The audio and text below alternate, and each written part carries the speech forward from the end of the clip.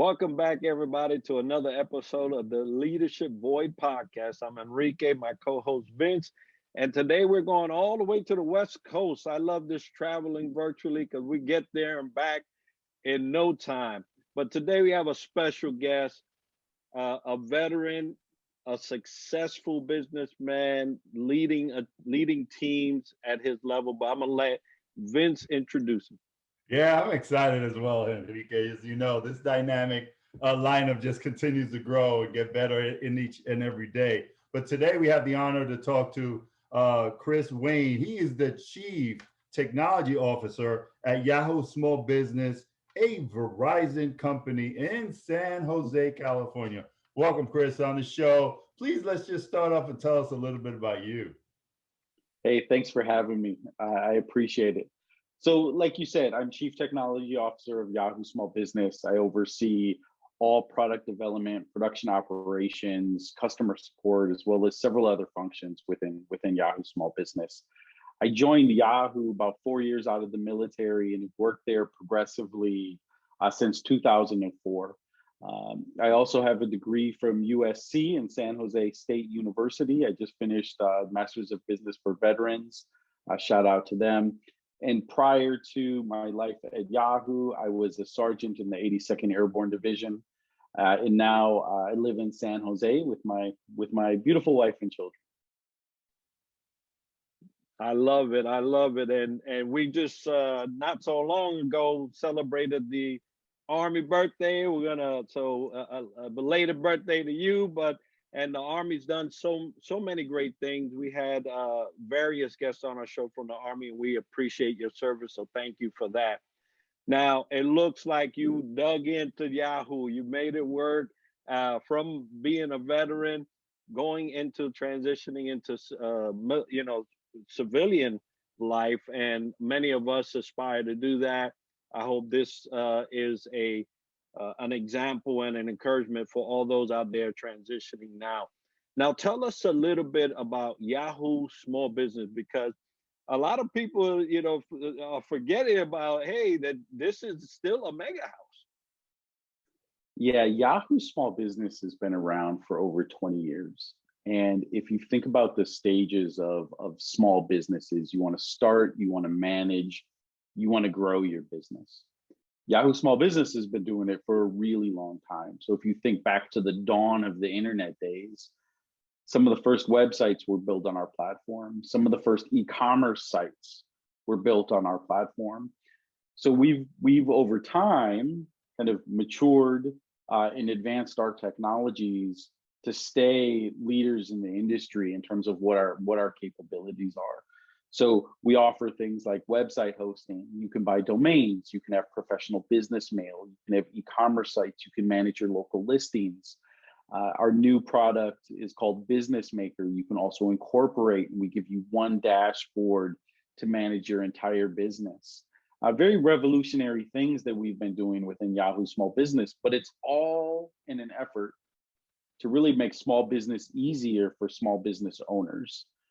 They're very good at doing their core competencies. For example, if I make widgets, I'm really good at making widgets. The rest of it I might struggle with.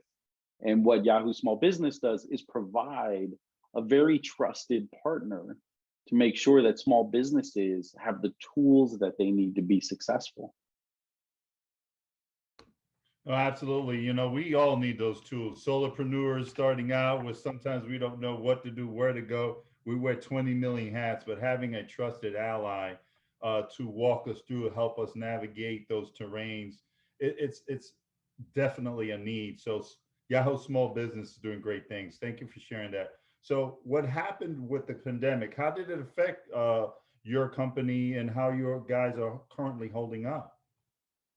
Sure, and thanks for asking. Really a couple really interesting things happened. The first thing is we saw tremendous increase in registered businesses. So if you think about every day, people are registering for business licenses. During COVID, we saw it almost double on some days, right? So you're seeing this huge trend of people at home wanting to start their own businesses, which is just great that people now have the time to kind of follow their passions. Yahoo Small Business was there to really help and make sure that those businesses were getting set up correctly. The other thing that we did during COVID, we decided to give our products away for free. You know, we were so confident in our products, and we wanted to just help. We knew it was a tough time. We didn't want to take advantage of people. So we came up with a couple different deals where you could have our products for free for a year. And what we found is not only was that hugely successful, but the conversion rates are through the roof. We're seeing those people that took our products for free actually renew and pay for the products. So not only did the product work, those businesses are still alive a year later, and they found so much value that they're willing to pay for them. So it really, you know, just being a good citizen and making the decision to give our products away, you know, it was a no-brainer at the time, but we're seeing that really pay off in the long run. And we love it. We've never been more busy. I love that story because it only speaks to Yahoo investing in the world, in their customer. And that is really where the most value comes from a provider. When they can see a time where the business partner can't basically manage because of all the stresses and all the things, and they took a proactive part to invest into that partner, which is the business owners. So kudos to you guys for that. It really warms my heart to even hear that. So thank you. Now, you know, we made it through this, and we were just chatting before the session about, you know, the vaccine, and you know, the time, you know, the vaccine time that we're experiencing right now, how that's opening up things, opening up venues, opening up opportunities for us to be human again. What is the future looking like for Yahoo Small Business?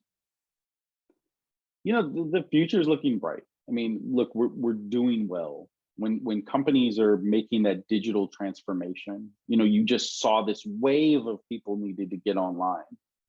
We were there to help. As we look at the pandemic, you know, winding down, those companies still need help. I mean, it doesn't change. You know, if you think of all the you know, all the local businesses needing to sell online all of a sudden, well, they're not going to stop. You know, those businesses, what they need to do is, you know, continue to generate those revenues. A lot of them are mom and pop shops. You know, they're paying their mortgage with the money they make off their small businesses. So we take it very serious that, like, thank you for coming to our platform, but now we have to continue to make this platform better for you. We have to give you reasons to believe and reasons to stay. And that's really why we always, you know, really our motto is we make small business easier. You know, it's hard enough doing what you do as a small business owner. We don't need to add a layer of complexity to it just in order for you to run your business or update your website or receive professional, you know, set up business mail and things like that. You know, we're going to continue to advance our products to make it even easier as time goes on. I mean, that's our goal. We want people to appreciate what we're doing. And we have customers that have been on our platform for over 20 years. I mean, that says something. I mean, it works. It's bringing value to small business owners. And it's very heartwarming to think that people are sticking with us that long because they believe in us and because we're adding value. We're going to continue to do it. Please continue, and please make it easier, because it's always could be a nightmare keeping us at night doing some things. But I'm glad Yahoo has answered the call, has helped those in need in time of need. So hearts out and heartfelt warm thank you to Yahoo Small Business. Now let's transition a little bit, since this is hence the leadership void, and talk about professional development. And first, kudos to you on your master's from University of Southern California. That's awesome, my man. So what professional development, additional to higher education, do you do to improve your capabilities as a leader? Well, I think continuing education is really important. I would say what's become more important for me in my role is networking. It's understanding What are other people doing? What are the other trends in the industry? What are other executives, what are the problems that they're facing? And what are they doing to solve those problems? And what's on the horizon in terms of, what issues might we face in a year or two from now? It's really important that I get out there and I expand that personal network to really understand the complexities of the ecosystem that I'm in. But I will say, in terms of professional development, there's one aspect of it that I think is a bit of a gray area that's also important, but I do consider it professional development, especially during COVID, and that's really self-care.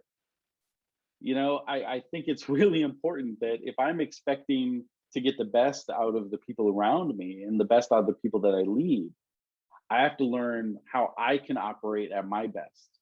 And I think I've had to learn how to re-navigate that throughout COVID is, as I sit in my home office at home and I've got my kids and I've got my wife and I'm trying to make sure this household is sane and safe, how do I care for myself in order to get the best out of my employees? Because if I'm not at my best, there's no way I can help others be at their best. So I've really learned that I think self-care, even though I've always saw that as kind of a personal development type item, this past year, it's really crossed over into professional development, is really learning how can I be at my best so I can get the best out of the people around me. I totally agree with that. I mean, self-care, if any time, it has definitely had the spotlight this year, this last year and a half. And what's funny is that it wasn't until recently where it really became something that you targeted. Before you would press through that and say, hey, you have a bad day some other day. Today you got to keep pressing through.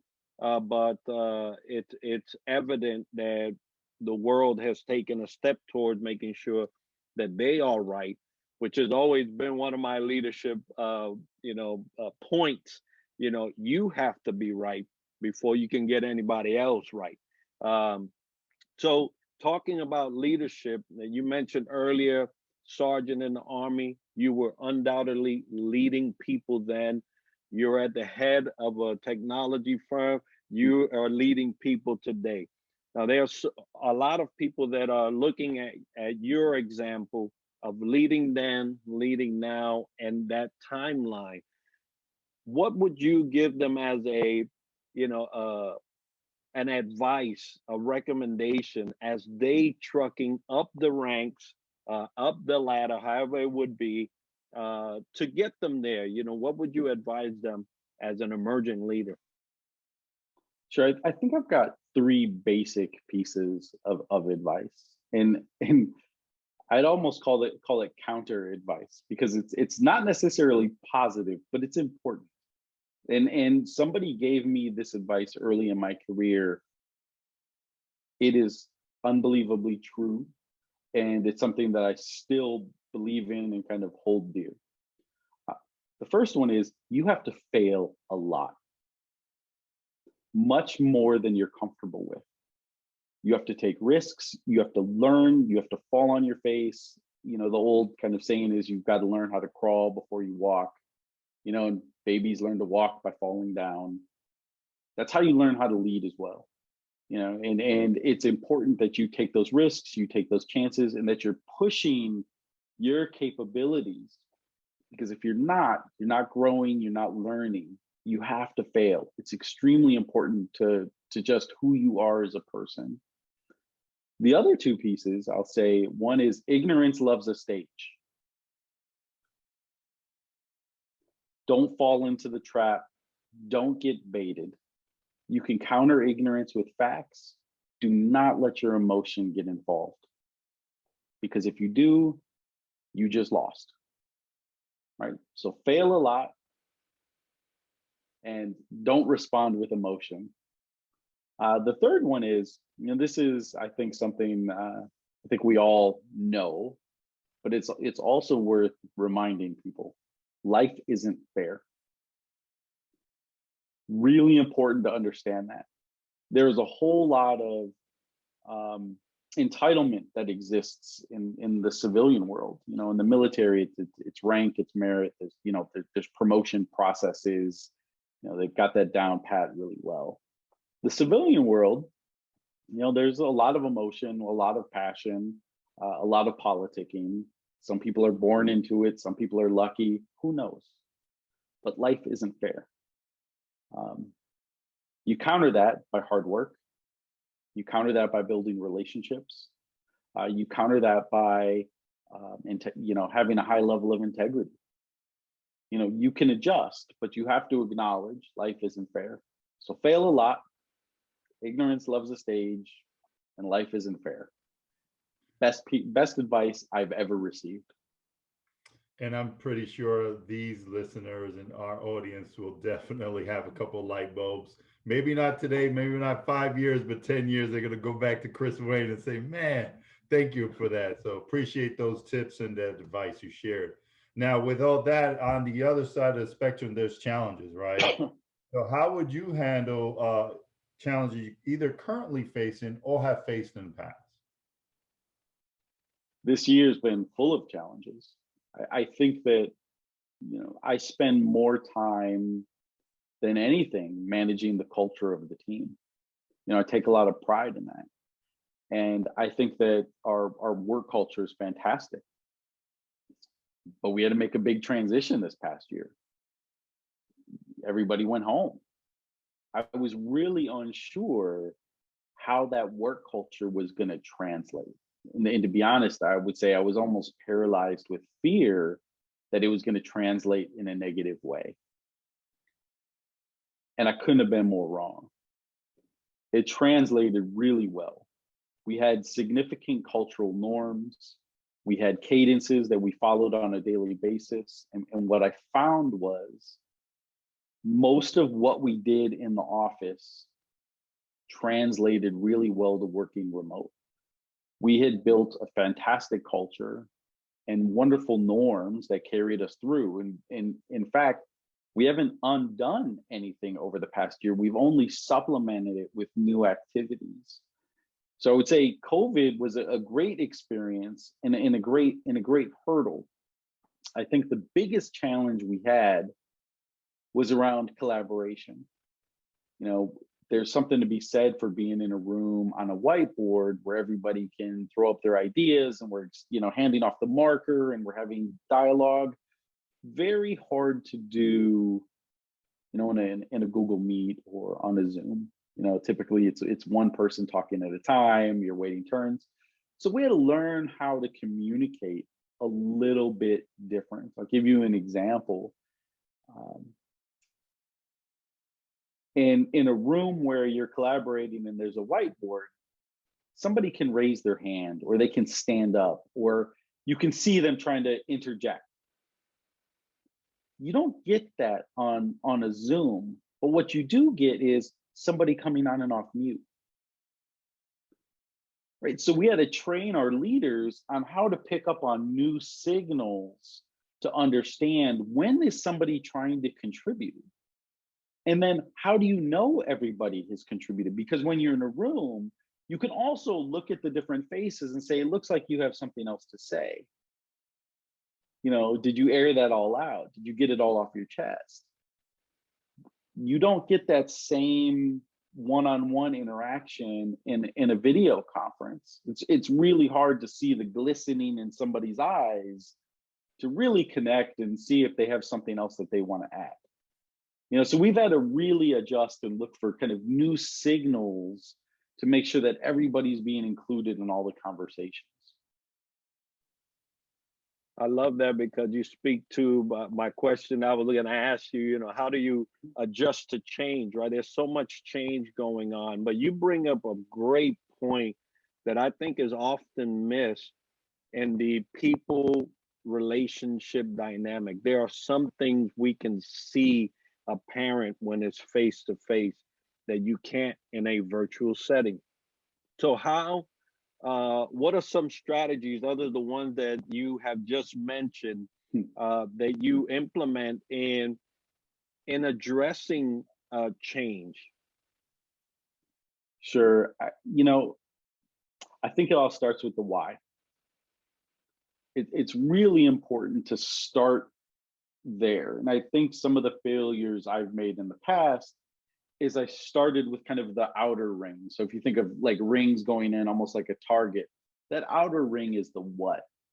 And I think more times than often, I would start with the what.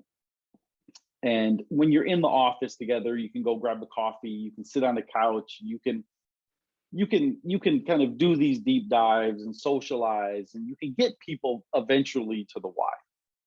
And what I have found working remotely, and to be honest, this is something I would definitely carry back into the office, is I've made a bit of a pivot, and I'm starting with the why and helping people understand initially why something is important, why they want to believe in it, why they want to be on board, and not even discuss the what yet.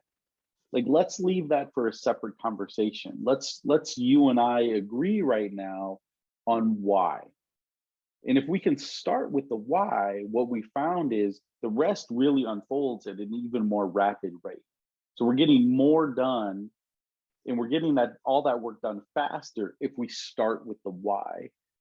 And I think the pivot from working from the office to working from home really helped me hone in on why the why is so important, and help me lead with that and put that foot forward now when I'm entering conversations. That's probably my biggest pivot and strategy change throughout COVID.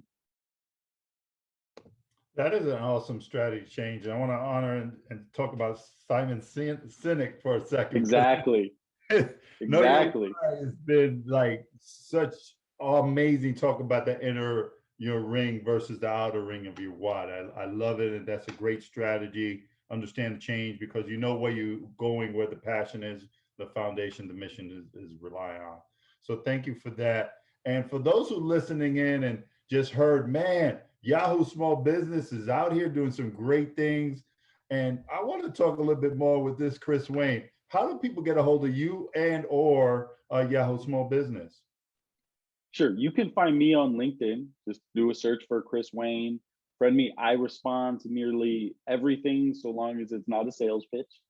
But contact me. I talk to a lot of veterans, and I spend time with a lot of veterans, and I help a lot of small businesses start, manage, and grow. If you want to talk, find me. We will talk. For Yahoo Small Business, you can find us at yahoosmallbusiness.yahoo.com. So yahoosmallbusiness.yahoo.com. You can see all of our products there. And what I'll say is check out our new Business Maker product. A few simple questions, a very easy to navigate dashboard, and we can help you get your business started in just a few minutes. That's so encouraging. Both Vince and I are, small business entrepreneurs trying to make it work, right? And so it's nice to know that there is a veteran at the helm, leading the business side at Yahoo, which should be a great joy for a lot of people listening. Now, folks, if you want to get a hold of us, the leadershipvoid@gmail.com is our email address. Send us a request. You want to see guests on, you want to ask us questions in terms of leadership. We'll look at all that and get back to you. But we have exciting times coming. Vince is going to tell us a little bit about at least one of the goals that we have here coming soon, and I'll be displaying something that you might be able to win. Yeah, absolutely.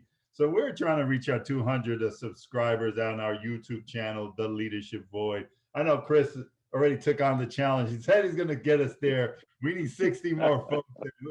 If he gets it, guess what? Whoever in his circle might win this wonderful book.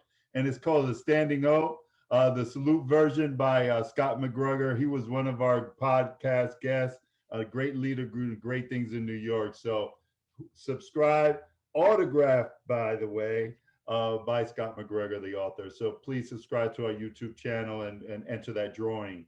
One thing we also do is our give back is we do a radio check. It's a way to check on our buddies in arms to see how you're doing. We know the social isolation is real. The invisible wounds are real. So here was a time for us on the 1st and the 15th, 1900, 7 p.m. Eastern Standard Time.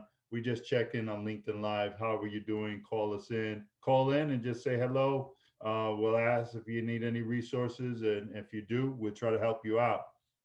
And that's just the great things we're doing. But we will continue this every Wednesday with some dynamic guests. Just like today, we had Chris Wayne, Chief Technology Officer at Small Business Yahoo, a Verizon company. We're just honored to have you, Chris, from San Jose, California. Thank you for being on our show, brother. Thank you both. Keep up the great work.